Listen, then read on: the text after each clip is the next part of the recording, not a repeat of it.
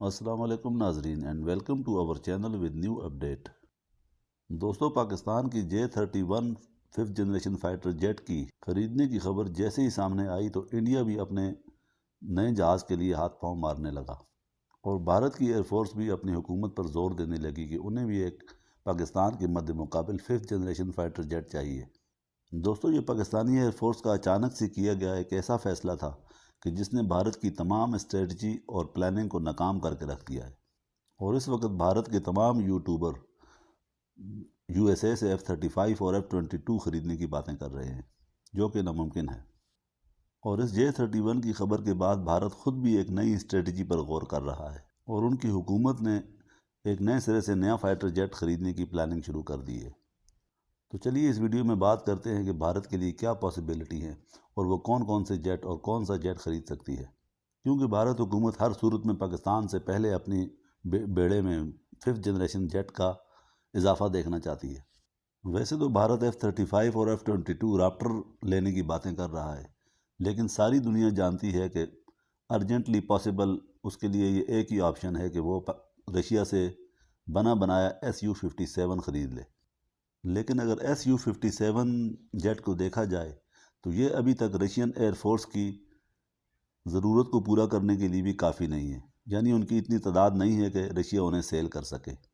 ابھی تک رشیا نے اپنی ایئر فورس کو کمپلیٹ طور پر مکمل اسکواڈن کے ساتھ Su-57 سپلائی نہیں کیا، لہذا اس بات کے امکان بالکل ہی کم ہیں کہ رشیا انڈیا کو یہ طیارہ فی الوقت فروخت کر سکتا ہے۔ اور ابھی رشیا یہ خود بھی کوشش کر رہا ہے کہ وہ کسی طرح 2030 تک اپنے اسکواڈن پورے کر لے اور اس طیارے کو کمپلیٹ طور پر تیار کر کے رشین ایئر فورس کے حوالے کر کے ایک مکمل ڈیفرنٹ قسم کے اسکواڈن بنا لے۔ اس کے علاوہ دوسرا آپشن انڈیا کے پاس رشیا کا ایک اور طیارہ ہے، سنگل انجن کا حامل 5th جنریشن کا لائٹ ویٹ دا چیک میٹ، لیکن یہ ابھی تیاری کے مراحل میں ہے، اور مسئلہ وہی ہے کہ انڈیا یہ اس طیارے کو تیار ہونے میں اور پھر انڈین ایئر فورس میں انڈکٹ کرنے تک مزید کم از کم 10 سال چاہیے، اور مجھے نہیں لگتا کہ انڈیا اتنا ویٹ کرے گا، اور وہ ہر طور کوشش کرے گا کہ کسی نہ کسی طرح پاکستان سے پہلے یا پاکستان کے ساتھ یا پاکستان کے فوراً بعد اپنی ایئر فورس میں 5th جنریشن طیارے انڈکٹ کر لے، کیونکہ امریکہ F-35 یا F-22 شاید ہی بھارت کو فروخت کرے، اور یہ بھارت کا ایک خواب ہی رہ جائے گا۔ جبکہ دوسری طرف پاکستان ایئر فورس تیاری کر رہی ہے کہ آنے والے 1 یا 2 سال میں J-31 کے کچھ یونٹ اپنی ایئر فورس میں انڈکٹ کر لے۔ تیسرا آپشن بھارت کے پاس ان کا اپنا AMK-2 ہے، جو کہ 5th generation single engine multi fighter role jet ہے، جبکہ ابھی تک بھارت اپنے تیجس MK-1 کو بھی کامیابی سے دنیا کے سامنے پیش نہیں کر سکا۔ گو کہ بھارت کے یہ دونوں جہاز اپنی اپنی جگہ ایک بہترین جہاز ہیں، لیکن شاید مس مینج کی وجہ سے ابھی تک ان کو کامیابی نہیں مل سکی ہے، لہٰذا اس وقت بھارتی حکومت، بھارتی ایئر فورس اور تمام ان کے ادارے یہ کوشش کر رہے ہیں کہ کسی طرح کوئی نہ کوئی آپشن تلاش کیا جائے، جو کہ بظاہر انہیں مستقبل قریب میں نظر نہیں آ رہا ہے۔ اور طیارے نہ ملنے کی صورت میں بھارت ایک اور آپشن پر کام کر رہا ہے کہ وہ کسی طرح اینٹی اسٹیلتھ ریڈار حاصل کرنے کی کوشش کر رہا ہے، کیونکہ کسی نہ کسی طرح انہوں نے اپنی خفت تو مٹانی ہی ہے۔ اور جیسا کہ ساری دنیا جانتی ہے کہ بھارت کے ایسی ہی اقدامات کی وجہ سے بھارت کے پاس جہازوں کے، میزائلوں کے اور اسلحے کے تو انبار لگ چکے ہیں، لیکن انہوں نے کوانٹٹی پر بھروسہ کیا، جبکہ ساری دنیا جانتی ہے کہ پاکستان ایئر فورس یا پاکستانی گورنمنٹ جب بھی کوئی فیصلہ کرتی ہے تو وہ ایک انتہائی دانشمندانہ فیصلہ ہوتا ہے، اور اسلحے کے معاملے میں بھارت سے تعداد میں تو ضرور کم ہے پاکستان، لیکن کوالٹی کے معاملے میں اور پاکستان کی اس بارے میں دھاک بھی ہے۔ لہٰذا جب بھارت کو 5th جنریشن فائٹر جیٹ کا آپشن نظر نہیں آیا تو انہوں نے اینٹی اسٹیلتھ ریڈار اور AWACS طیارے خریدنے کا فیصلہ کیا ہے،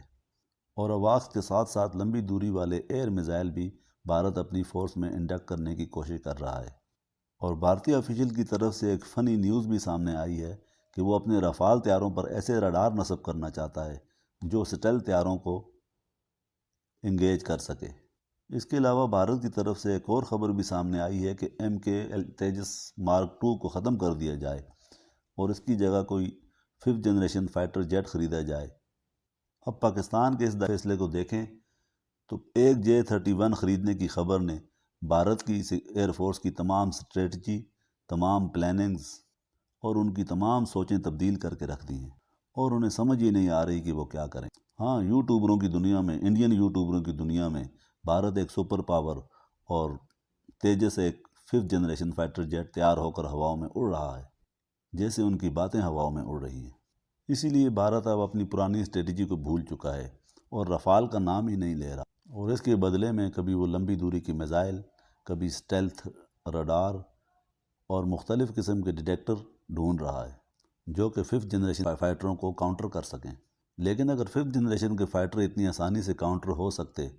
تو کسی بھی ملک کو کیا ضرورت ہے کہ وہ ملین اور بلین ڈالر ان پر خرچ کر دے،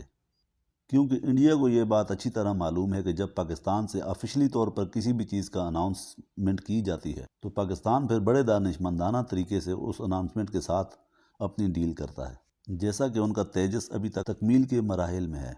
اور پاکستان کا JF-17 تھنڈر دنیا میں اپنا لوہا منوا چکا ہے، اور اب آپ عنقریب دیکھیں گے کہ پاکستان، چائنا اور ترکی یہ مل کر جوائنٹلی طور پر JF-17 تھنڈر کی پروڈکشن کریں گے، اور ترکی نے اناؤنس کیا ہے کہ وہ اپنی ایئر فورس میں 40 JF-17 تھنڈر بلاک 3 جو کہ وہ پاکستان کے ساتھ مل کر بنائے گا،